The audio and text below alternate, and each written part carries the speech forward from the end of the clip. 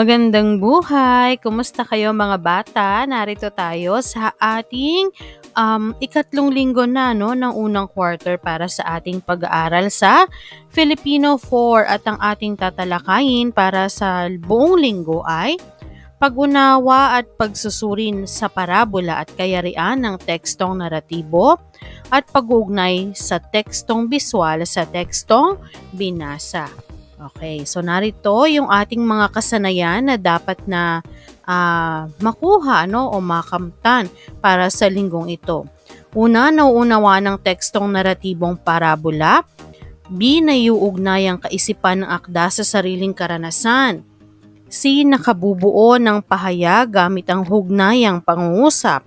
D, nagagamit ang angkop na wika sa pagpapahayag na isinasaalang-alang ang edad, kasarian, paksa at kultura sa iba't ibang sitwasyon. Pakikipag-usap sa kasapi ng pamilya, gaya ng pagpapaalam, pag-uutos, paghingi ng paumanhin at nabibigyang kahulugan ng mga tekstong biswal na namasid at napanood batay sa mga elemento nito. Para sa unang araw, narito ang ating tatalakayin. Simulan na natin. Tayo muna ay magkaroon ng isang maikling balik-aral. Ayusin ang mga nakagulong titik upang mabuo ang kaisipang inilalarawan mula sa tinalakay sa nakalipas na aralin. Una, kwento na mga hayop, ang mga tauhan at nag-iiwan ng aral sa mambabasa. O ano ba ito? Tiyak ako na alam ninyo ito. Pangalawa, ekspresyon na hindi gumagamit ng salita para ipahayag ang mensahe. Okay. Bilang 3, salitang nagsasaad ng tunog na nagbibigay kahulugan sa pangungusap. At bilang 4, sinaunang gawain na naglalaman ng di-verbal na hudyat. Nakuha mo ba ang tamang sagot? Okay, para sa bilang 1, ito ay pabula. Bilang 2, hudyat na di-verbal o di-verbal na hudyat. Pangatlo, onomatopeya at pang-4 ay ritual. Ngayon naman ay suriin natin ang larawan na inyong nakikita at sagutin natin ang mga tanong kaugnay dito. So ano nga ba ang elemento na makikita natin sa larawan? Unang-una ay may makikita tayong mag-anak na nakaupo, at kapansin-pansin na sila ay nagbabasa ng Biblia. Ngayon, nagbabasa ka rin ba ng Biblia? Kung oo, bakit? At kung hindi, bakit naman? At bakit nga ba mahalagang magbasa ng Biblia? So alam natin, yung Biblia ay banal na aklat ng mga ating kapatid na Kristiyano na kung saan dito nila nababasa ang mga pangaral ni Jesus. Narito ito ay naglalaman ng iba't ibang mga teksto, mga testamento at iba pang mga pahayag na kung saan para sa ating mga kapatid ng Kristiyano ay kinapupulutan nila ito ng aral at kanila itong isinasabuhay. So bakit ba mahalagang magbasa ng Biblia, para sa atin kasi bilang mga Kristiyano o maging para sa ating mga kapatid na Kristiyano, dito natin nakukuha at nababasa ang mga salita ng Diyos. Kumbaga ito yung nagiging gabay para sa pang-araw-araw na pamumuhay. Kaya naman, sinasabi na dapat ay tayo ay magbasa lagi ng Biblia. Okay, para naman sa ating tala-salita, gamitin ang mga hindi nakaayos na salita sa hanay A para maunawaan na ang ipakahulugan ng mga nakasalungguhit na mga salita sa hanay B. Matapos itong mabuo, isulat ito sa hanay C. Okay, handa ka na ba? Para sa hanay A, narito yung mga jumbled words o yung mga salita na naka-rumble ang kanilang spelling. Nasa hanay B naman, narito yung pangungusap na kung saan hahanapin natin yung nakasalungguhit na salita. Ito yung hahanapan natin ng kasing kahulugan. Okay, bilang 1. Nilustay niya ang lahat-lahat ng kanyang kayamanang minana sa walang kabuluhang bagay. Okay, so ang sagot ay tama ka, inubos. Okay, para naman sa bilang 2, dahil sa kanyang ginawang desisyon ay lubha siyang nagdalita. Oh, alam mo na ba ang ibig sabihin ng salitang nagdalita? Tama ka, ito ay naghirap. Okay, sunod naman, kahit ang mga alipin ng kanyang ama ay tiyak na hindi makukulangan sa pagkain, no? So, anong ibig sabihin ng alipin? Okay, wasto, katulong. Bilang 4, sa kanilang tahanan ay lumalabis ang pagkain inilalaan para sa mga katulong. So, lumalabis, ibig sabihin ay sumusobra. At bilang 5, nang nasilayan ng ama ang papalapit na anak, siya ay napatakbo upang salubungin ito. Okay, so nasilayan ang ibig sabihin ay makita o nakita. Okay. So, yun na ang ating gawain, no, para sa unang araw, at narito naman na tayo para sa ikalawang araw. At dito ay tatalakayin natin, no, ang parabola na may pamangratang, o alam kong kayo ay pamilyar dito, no, ang alibughang anak. Okay, so ang pamagat ng ating teksto na babasahin ay alibughang anak. So ito ay isang uri ng parabola na kung saan ang parabola ay isang uri ng panitika na kung saan ay mula, no, sa mga kwento na hango sa Biblia. At ito nga ang isang halimbawa. So ito ay matatagpuan sa Lucas, no, chapter 15 verses 11 to 32. So samahan niyo ako sa pagbabasa. May isang mayamang ama na may 2 anak na kapwa lalaki. Hiniling ng bunsong anak na ang manang kanya sa kayamanan ng kanyang ama ay ibigay na sa kanya. Nang makuha na ng bunso ang kanyang mana, ay ipinagbili niya agad ito, makalipas lamang ang ilang araw. Matapos nito ay umalis siya at nagtungo sa malayong bayan. Dito niya walang habas na nilustay ang kabuhayang ipinagkaloob ng ama. Hindi nagtagal, naubos na lahat ang kanyang salapi. Nang dumating ang tagutom sa bansang iyon, ay isa na siyang pulubi. Namasukan siya bilang tagapag-alaga ng mga baboy. Dahil sa gutom, nais na niyang kainin pati pagkain ng mga baboy na alaga niya. Ngunit maging ito ay pinagkakait din sa kanya ng kanyang amo. Sa ganitong kalagayan, naisip niya ang kanyang ama. Ang mga manggagawa nito ay kumakain ng maayos habang heto siya na nagugutom at walang makain. Agad siyang nagpasyang bumalik sa dating tahanan. Gayon na lamang ang galak ng kanyang ama. Sinalubong nito ng yakap at halik ang nagbalik na anak. Ama, nagkasala ako sa Diyos at sa iyo. Hindi na ako karapat-dapat na maging anak mo. Ituring mo na lang akong isa sa iyong mga alila, sabi ng anak sa ama. Ngunit inutusan ng ama ang mga alila na linisan at bigyan ng anak ng pinakamagarang kasuotan. Ipinasuot din niya rito ang isang mamahaling singsing at binigyan ng sapatos para sa kanyang mga paa. Ipinagpatay din siya ng isang matabang baka at ngalan niya ay nagkaroon ng isang pagdiriwang. Ang anak ko ay nawala at ngayon ay nagbalik. Ipagdiriwang natin ang kanyang pagbabalik, ang sabi ng nagagalak na ama. Namangha ang nakatatandang kapatid nang dumating siya sa kanilang tahanan. Itinanong niya sa isang katulong kung ano ang sanhi ng pagdiriwang. Nang malaman niya ang sanhi ng kasayahan, ay ganoon na lamang ang kanyang galit. Kaya't di napigilan ang kanyang sarili at sinumbatan ang ama. Akong masunurin ninyong anak na buong katapatang naglilingkod sa inyo ay hindi niyo na ipagpatay kahit isang guya man lamang.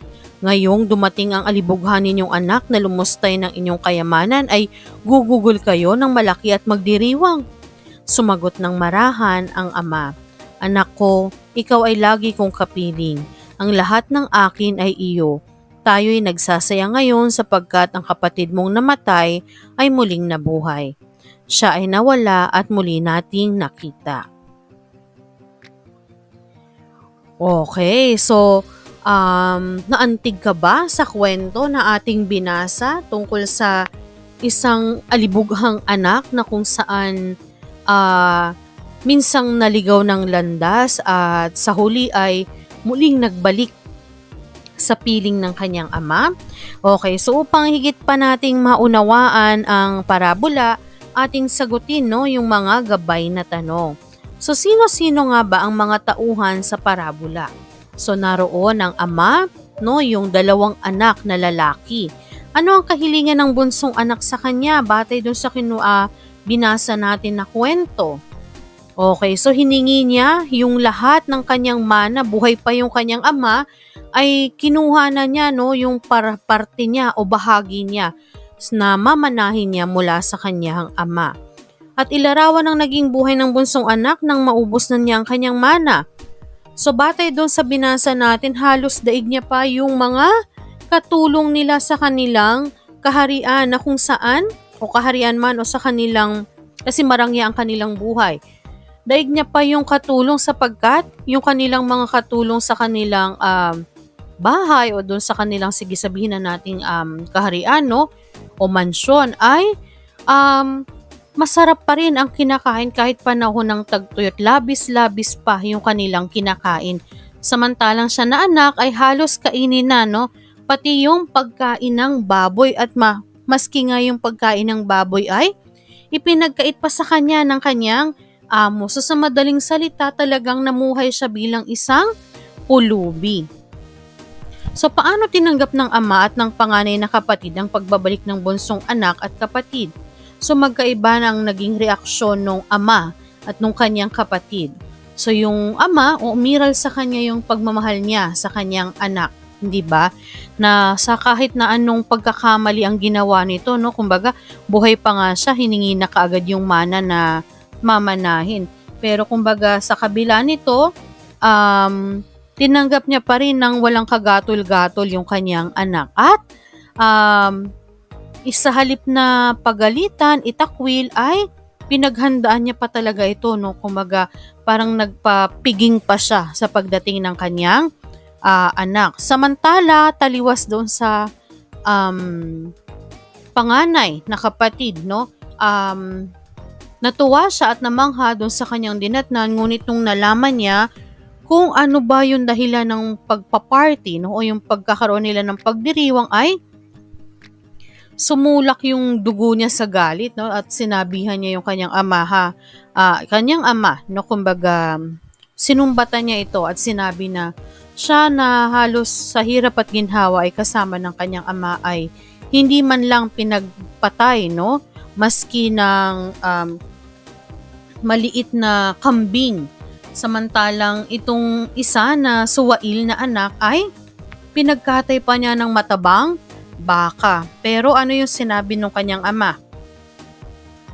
Na yung kanyang kapatid na nawala ay nagbalik at kumbaga mula sa pagkakamatay, ito ay muling nabuhay. Kumbaga napakalalim ng huling binitiwang salita ng kanyang ama na parang mula sa pagkamatay, ito ay muling nabuhay. O mula sa pagkakasala, ito ay kumbaga iniwanan na niya yung dati niyang gawi at handa na muling magbagong buhay. At bilang 5, anong mga katangian ng iyong ama o ina na sumasalamin sa katauhan ng ama sa may akda? At paano mo pinapahalagahan ang pag-aaruga sa iyo ng iyong magulang? So ayan, ano ba yung katangian ng ating mga magulang na sa tingin natin ay kahalintulad nung ama, yung ugali ng ama dito sa ating parabola na binasa? So masasabi natin yung pagmamahal sa atin ng ating mga magulang ay walang hanggan, unconditional, walang anumang hinihinging kapalit. Kumbaga, labis-labis yung kanilang pagmamahal, walang hangganan na Kahit na tayo ay magkamali, madapa ng paulit-ulit, tayo pa rin ay kanilang tatanggapin. At paano natin ito pahalagahan, no? Sumunod tayo sa kanila, no? Huwag natin sila bibigyan ng mga bagay na magpapasakit at magpapasama ng kanilang kalooban, lalo na kung ang ating mga magulang naman ay ibinigay ang lahat, no, ng pagmamahal at pagkalinga para sa ating mga anak. Okay. So, para sa parehong eksena, ang mga sumusunod na pangyayari ay maaari ring mangyari sa tunay na buhay. Oo, no? Isulat ang naiisip mong kaparehong pangyayari na nasaksihan o nabalitaan, nabasa o napanood na kaugnay ng bawat sitwasyon. Ayan. So, matapos kunin ang mga mana ay umalis siya at nagtungo sa malayong bayan. Meron ka bang nakikita na ganitong klase ng eksena, no? Na kung saan halimbawa, matapos na makuha na yung pera na kumbaga halimbawa inilaan para sa kanya ng kanyang magulang ay umalis na lamang at wala nang hindi na lumingon sa kanyang pinanggalingan. No? Pangalawa, dahil sa gutom nais na niyang kainin pati pagkain ng baboy na alaga niya. Sana wala namang ganitong kaparehang karanasan, ano? Pero may nakikita tayo, 'di ba? Nasa ating paligid na may mga mag-anak, may mga bata na talagang hirap na hirap sa buhay, ano?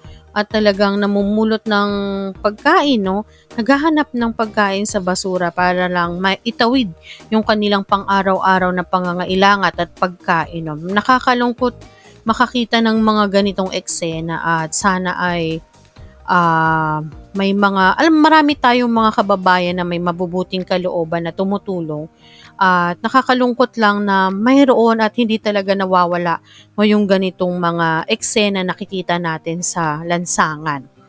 Pangatlo, agad siyang nagpa siyang bumalik sa dating tahanan at nagsisi sa mga maling nagawa. So maraming ganito, no, na minsan, no, sa pride, no, mataas masyado yung kanilang kumbaga, ayaw nilang tanggapin yung kanilang pagkakamali. Talagang gusto nilang panindigan yung kanilang desisyon sa buhay. Pero, sa huli, no, dahil nga wala na tayong ibang, 'di ba sabi nga, ano man ang mangyari, sa pamilya pa rin tayo babalik at babalik, no?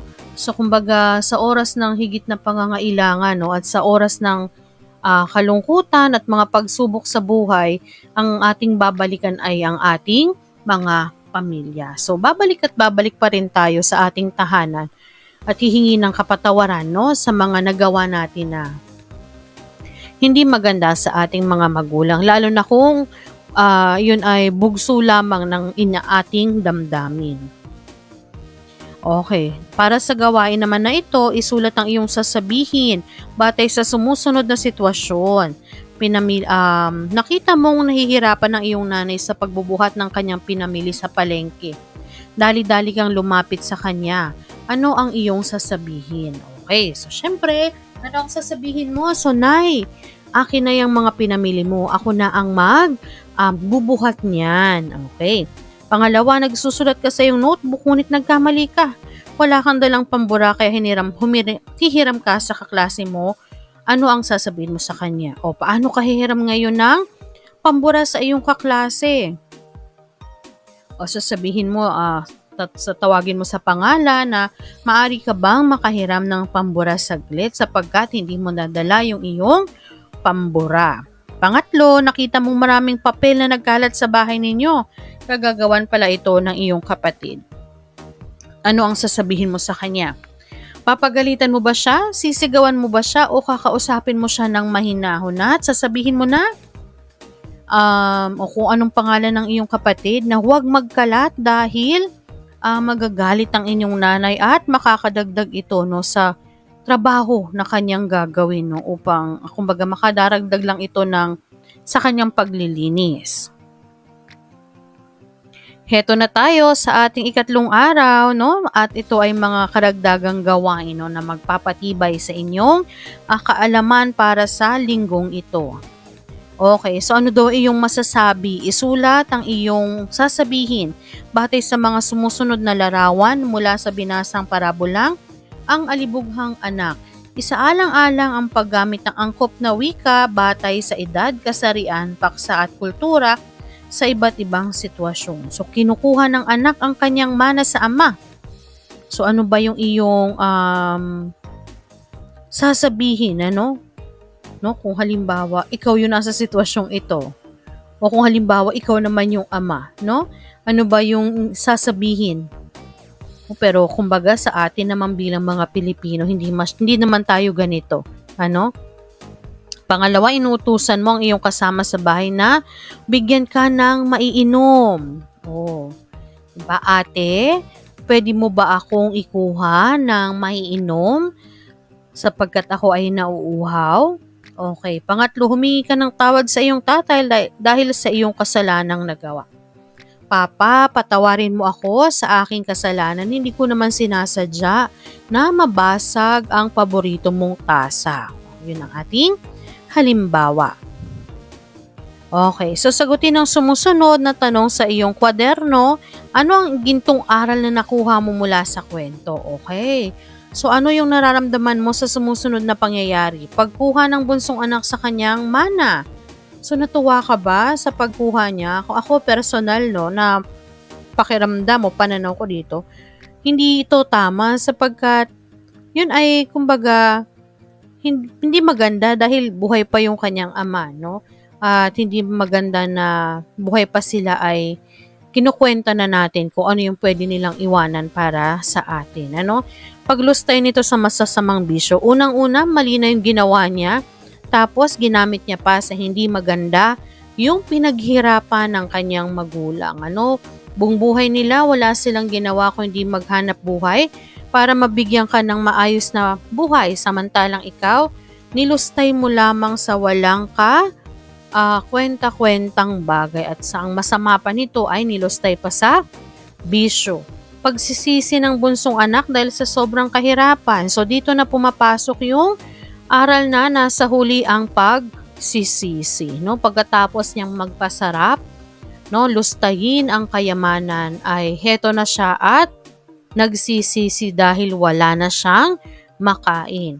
Maluwag na pagtanggap ng ama sa nagbalik na anak, no? Hahanga, no, yung kahanga-hanga, yung ganitong pag-uugali, no, at pagmamahal ng ama sa kanyang anak, na sa kabila ng lahat ng paglulustay na ginawa nito ay nakuha pa rin niyang yakapin yung kanyang anak, no? At kumbaga i-welcome sa muli nitong pagbabalik. Kasi yung iba, syempre, 'di ba? Hindi naman maiwasan talagang pagagalitan at pangangaralan dahil sa ginawa. Pero yung ama dito sa ating binasarang parabola ay walang sinambit na kahit na anong salita, kung hindi niyakap na lamang niya ng buong pagmamahal yung kanyang anak. Pagtatampo ng nakatatandang kapatid. So mauunawaan naman natin yung kanyang pagtatampo, pero kumbaga hindi rin talaga masusukat yung pagmamahal ng ama, no, sa kanyang mga anak. Siguro batay dun sa huling iniwang salita nung ama sa nakatatandang kapatid ay naunawaan nito kung bakit ganoon yung desisyon ng kanyang ama. Okay, so dito tayo, no, at batay nga doon sa ating mga ginawang pagsasanay, tayo ay gumamit doon ng iba't ibang mga pangungusap, hindi ba?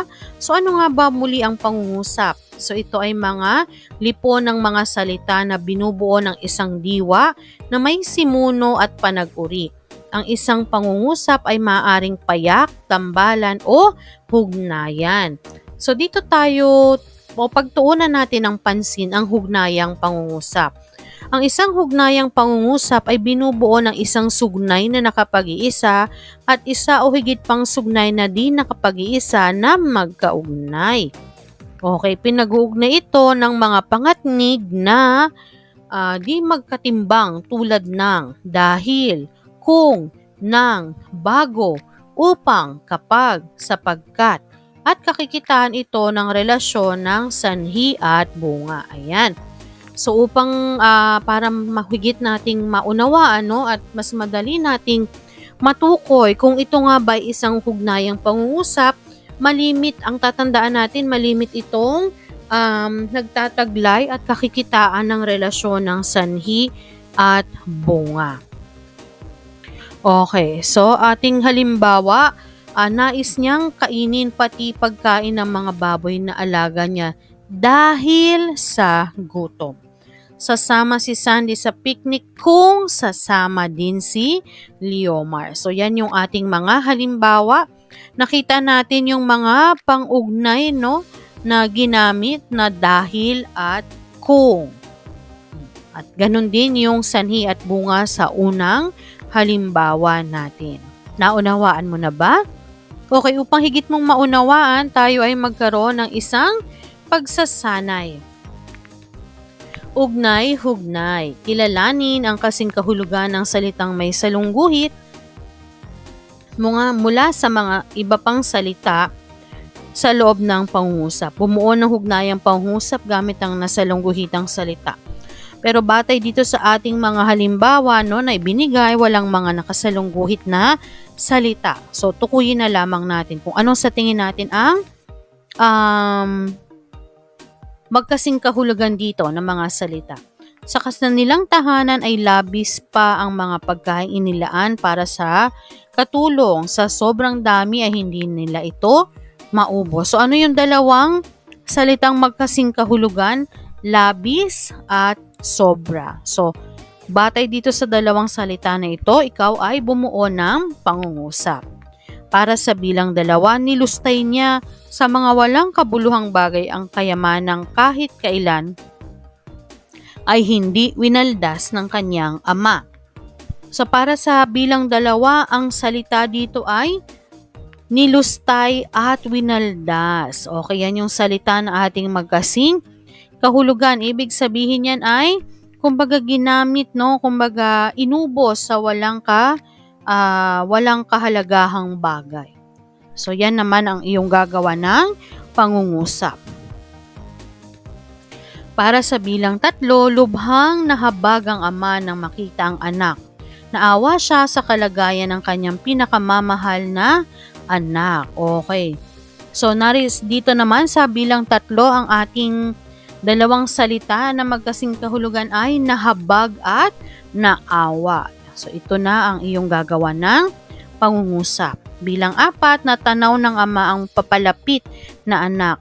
Siya ay napabalikwas ng nasilayan ito. Okay, so natanaw at nasilayan. At para sa bilang 5, nalaman ng ama na ang kanyang anak ay nagdalita matapos maubos ang kanyang pera, kaya't sadyang naghirap siya. So, nagdalita at naghirap. So, ngayon, gawan mo na ito ng pangungusap. At heto na tayo sa ika-4 na araw ng ating pagtalakay para sa linggong ito. So, ngayon ay mga karagdagang gawain, no? Para higit pang mapalawak ang inyong pagkatuto. So, dito ay tala-tuklas. Ang panuto ay pagsunod-sunurin ang mga pangyayari batay sa nabasang teksto. Okay, lagyan ng bilang 1 hanggang 5 ang patlang. Okay, so A, matapos maubos ang pera, naranasan niya ang mamuhay ng mag-isa at halos walang makain. B, wala siyang ibang ginawa kundi ang magsugal, magbisyo at maglustay ng pera. C, hiniling ng anak na ibigay ang kanyang mana upang makamamuhay mag-isa. So, ang una dito ay letter C, no? At pangalawa dito ay letter B. Pangatlo, letter A. Pang-4, letter E. At ang pang-5 ay letter D. So, yun yung ating pagkakasunod-sunod dito sa tala-tuklas. Dito naman, okay, ibigay ang kahalagahang natutunan sa mga tauhan sa binasang parabola. Para sa alibughang anak, kumbaga, nasa huli lagi ang pagsisisi at huwag talaga tayo magpadalos-dalos sa ating mga desisyon sa buhay. Kailangan pag-isipan muna nating maigi, no, yung ating mga desisyon. Isa pa, matuto tayong tumanaw ng pagmamahal at utang na loob sa ating mga magulang. Hindi naman nila tayo hinihinga ng labis-labis, no? Hindi yan sila humihingi ng kapalit sa kanilang pagmamahal, pero bilang ganti rito ay yung sinasabi nating pagtanaw ng utang na loob, ay ibalik din natin sa kanila yung pagmamahal na ibinigay nila sa atin sa anumang paraan, ano? At kumbaga wag din nating bigyan ng mga dahilan para sumama yung kalooban ng ating mga magulang sapagkat utang natin sa kanila ang ating buhay. Ano? Sa ama, ano ba yung natutunan natin? No? Yung unconditional love, yung walang katumbas na pagmamahal na ibinibigay sa atin ng ating mga magulang. Dito sa kwento, no, ang nagpakita ay ang ama. No, kumbaga, kung titingnan natin yung pagmamahal ng ama sa kanyang anak ay hindi matatawaran, hindi ba? Kumbaga, sobrang sakit na nung ginawa sa kanya, nung kanyang ama, pero sa kabila nito ay tinanggap niya pa rin ito ng buong puso. At sa nakatatandang kapatid, no, naunawaan natin yung sama ng kanyang loob, pero sa kabila nito, no, iginalang pa rin niya yung desisyon ng kanyang ama. No? Kumbaga, yun ang isa sa mga, at kumbaga, siya yung kapatid na, siya yung anak na hindi iniwanan, no, yung kanyang ama. Buong buhay na nakasuporta siya sa kanyang mga magulang. At para sa iyong pagsusulit, no, dugtungan ang mga sumusunod na pahayag upang mabuo ang pangungusap na hinihingi. Huwag maging sakim dahil hindi ito, no, magandang gawi. O, hindi ito maganda. Makakatapos ako ng pag-aaral kapag pagsusumikapan ko ng buong husay na ako ay makatapos. Sumunod po sa payo ng mga magulang upang hindi maligaw ng landas. Hindi dapat mainggit sa kapatid sapagkat hindi dapat mainggit sa kapatid sapagkat pantay lamang yung pagmamahal na ibinibigay sa atin ng ating mga magulang. At mahalin ang mga magulang bago mahuli ang lahat. No, saka lang tayo magsisisi dahil hindi natin naipakita yung pagmamahal kapag wala na sila. So, kailangan habang nandyan pa sila, no, masiglang masigla ay buong buhay, ibuhos natin yung pagmamahal natin sa kanila. At dito na nagwawakas ang ating aralin para sa ikatlong linggo. Nawa ay nagustuhan mo ang ating aralin para sa linggong ito. Ako si Teacher Aisa, maraming salamat at magkita-kita tayong muli sa ika-4 na linggo. Paalam!